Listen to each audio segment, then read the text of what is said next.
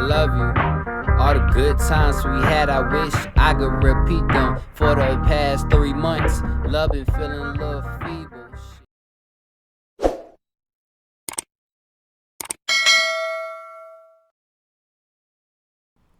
What's good, y'all? Welcome back to another video. So today we're gonna look into understanding Playboi Carti. I didn't know him and Mine were cousins. That's crazy. They look the same though, not gonna lie to you, so I could see it. But other than that, let's get into the video. Be sure to like, subscribe. Shout out to my boy. Go ahead and press that like for him. And let's get into the video. I'm listening to the video. I'm low-key about to order me some Bojangles, hungry a little bit, you feel me? I'm a little hungry, malnourished, you feel me? But yeah, let's get into it. Probably at least somewhat familiar with Playboi Carti. You might know about his baby voice, his chiptune beats, or his status as something of a fashion and personality icon. But are you aware of his place in the greater history of music and art? In this video, I want to talk about where his style came from and where it's going. But first, a word from our sponsor, and of course, some context. Oh my god, what the hell is this guy even saying? That bitch is a Barbie? She wanna meet Carti? Really? I can't understand a single word, for fuck's sake. This is ridiculous. But it's actually kind of catchy, and it really reminds me of punk rock. I think I can make a video about this. Jeremiah, call Skillshare. I got a video to make. Understanding Playboi Carti is brought to you by Skillshare. Click the link below to get 2 months of free tutorials on almost any creative, business, or tech subject you can think of. Wanna be Carti, huh? That ain't how the song go. People often talk about history repeating itself. Whether in terms of art styles, fashion trends, philosophies, or otherwise, it's easy to find patterns in the way humans live and create. Of course, nothing happens twice, but some people say that we tend to follow in the footsteps of those who came before us, especially in terms of art movements. In the words of preeminent Atlanta philosopher Quavius Kayati Marshall, history repeats itself, so you might want to pay attention. But what the hell does this have to do with Playboi Carti? You see, Carti, like many contemporary rappers, is ushering in the future by repeating the past. He's put a futuristic, minimal spin on a genre that's primarily known for its focus on depth and words. But he's not getting these ideas from the future. Instead, they're coming from late 20th century punk rock, which in turn got its spirit from an artistic movement that began around 100 years ago, Dadaism. Wait, really? Let's start at the beginning, with a brief history of Dadaism. Oh, I hear that. They are doing construction in my neighborhood. So, yeah. Just a heads up if y'all hear all that. No, not trying to like annoy y'all with my voice and whatnot, but I just want y'all to know that, that's all. Dadaism was an avant-garde European art movement that began around 1916. The movement consisted of artists who rejected the logic, reason, and aestheticism of the early modern era, instead expressing absurdity, nonsense, and irrationality. Some of the most famous Dadaist works include The Fountain, a sculpture that was literally an autographed urinal. The Fountain was highly controversial, with many people not even considering it to be a real piece of art. Other Dada artists created collages out of newspaper media to illustrate their takes on political issues. It was a messy, boundary-pushing art form that introduced to the art world a sense of absurdity and meaninglessness previously unheard of. The world was rapidly changing in the early 1900s, and for many artists, the only way to grapple with that was by removing meaning from their art entirely. The same thing happened in the late 70s when bands like the Ramones and The Clash killed the wordy, pretentious, literary progressive rock genre with their grimy songs about the class struggle, unemployment, race, and urban living, thanks to the harsh realities of living in the Cold War era.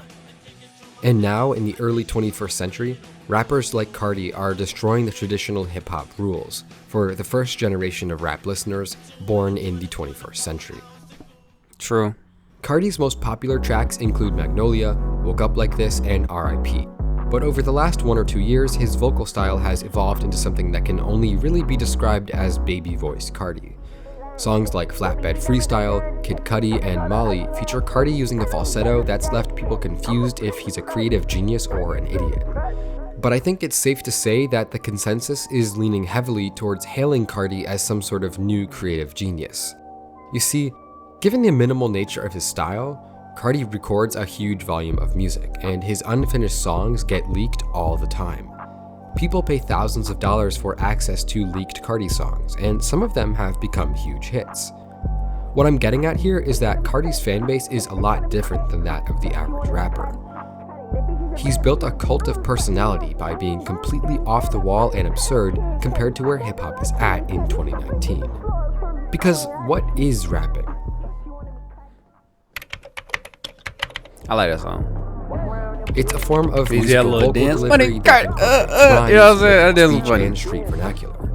It's usually performed over a backing beat or a musical accompaniment. Does Carti fail to meet any of those requirements? Well, no, but he still doesn't sound anything like what we commonly understand a rapper to sound like. Carti looks like a rapper. He acts like a rapper. He probably smells like a rapper. But is he a rapper? He's only a rapper insofar as we extend the definition of rap to include the new abstract punk version of rapping he's created. What does this mean for rap? It means that rap is evolving. Like the Dadaists and punk rockers before him, Carti is changing the rules of the game. At first, no one was sure if Dadaist art was even art at all. But over time, the definition of art itself was simply changed to include this new, abstract, absurd style. Playboi Carti, likewise, is changing what rap is. And in a way, Carti has been able to completely undermine the credibility of rapping itself, just as his punk predecessors did to progressive rock in the 70s. His music, while using the same tools as traditional rap, is so subversive, is so heavily inverting the rules of rapping that rap suddenly isn't cool anymore. No one wants to hear traditional rapping in 2019, because Carti and his friends have made a joke out of that style by doing something so completely different with the same tool set. Carti, of course, isn't the first or only rapper to influence this change, but he personifies the change perfectly. And strangely enough, the parallels between Carti's rapping style and Dadaism don't end there. It's said that German artist Richard Huselenbeck found the name Dada by pushing a knife in between the pages of a dictionary at random. The knife landed on the word Dada, a word that at the time was French slang for a toy horse. The word appealed so much to the artists involved in the movement because it reminded them of a child's first words, evoking thoughts of the youth and absurdity that had so strongly influenced their work in the first place. In the same way, Carti represents youth too. From his baby voice to his crazy typing on social media to his shy personality, he's a completely new kind of rapper. He can't be compared to what came before him because there just aren't that many similarities between his music and what we think of as traditional rap music. And despite his originality, he's still a prototype for the youth icon as we've known it to be throughout history. In this way, Carti is just the latest installment in a long line of artists who changed the game by doing the opposite of their contemporaries. Sure, he's a cutting-edge artist for today's youth, but let's be honest, today's youth aren't that much different from the youth of the punk era or the Dadaist era. Instead of smoking cigarettes, they vape on USB-connected jewels. Instead of stealing their dad's car to go to a party, they take an Uber. And instead of developing film, they post to Instagram the next day. Because young people are young people. We stay the same while life moves on. And there will always be a place for artists who speak to us. Playboi Carti represents that. Despite his weirdness, despite his originality, he has analogs in the distant past, and he will remain an analog to those who come in the distant future. And it's up to you if you want to join him on his colorful, chiptune journey into the future of music. This has been Volksgeist. Thank you for watching. Okay. My bad. Okay. This is what I gotta say about this. You heard what he said, he only appeals to the kids. But that's the thing. Don't you want your music to grow with those kids? Because kids gonna grow up. And what if the new generation don't like you? They like, and this shit's stupid, and then you fall off. That don't make sense to me. I feel like I get where he was coming from, the punk rock and the Dada and all that other stuff, but honestly, it's only gonna be like one generation. It's gonna be my generation. We're gonna listen to you to at least age of 25 or 27, and that's in the next 10 years.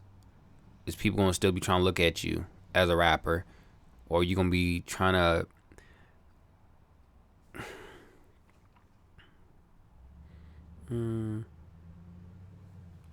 look at Nicki Minaj? She appeals to 8-year-olds all the way to 70-year-olds because she expanded her reach. Look at Jay-Z. He appealed to teenagers, even some kids, all the way into 90 years old because he expanded his reach. Kanye West did the same thing. It's not good to have one demographic of people. You should want to have everybody. Does that make sense? Like, if you have one group of people, those one group of people going to grow up, and then you're going to still be appealing to the next group of people. Because if you have the old people and the new people, as soon as the old people die, new people are going to like it. Then as soon as they get old, they're going to get, you know what I'm saying? So it's going to constantly keep going back and forth. But if you just appeal to 2 new generations of youth, they're going to get old. And new kids might not like it. But if you got the old people and the new kids liking it, hey. That is what I think. I don't think that don't make sense to a lot of people. I know a lot of rappers. Playboi Carti, he's a good ass rapper. But sometimes some of the shit he say, we all don't understand. And there's nothing wrong with that. You're supposed to, if you don't understand something, you shouldn't hate on it. You should be a lot more understanding. Does that make sense? Like, oh snap, ooh. Like, because you don't understand something, that should make you want to figure it out. Why does he rap how he rap? Why does he rap in an abstract way? Why does he talk like this? That's what I had to do. I did that. Playboi Carti is one of those rappers where you're like, okay, he's going to have money in the future because he know what he's doing. And he's not always in the public eye. And he got a kid with Iggy Azalea. So, I mean, yeah, he'll be fine for a long time. Just save his money. Tell any rappers, save your money, man. Go on tours, do your thing, stack your bread, and venture out from rap. Cause rap ain't gonna make you money forever. It's gonna make you money for X amount of time, unless you just one of those MCs that really love the craft. But that's just how it is. With that being said, be sure to like, subscribe. Stay tuned for the album coming out November 7th. Pre-order on Bandcamp. And link will be in the description below. Shout out to Playboi Carti. Much love. Come from the same spot I come from, Atlanta, Georgia. That being said, peace. Mario the poet.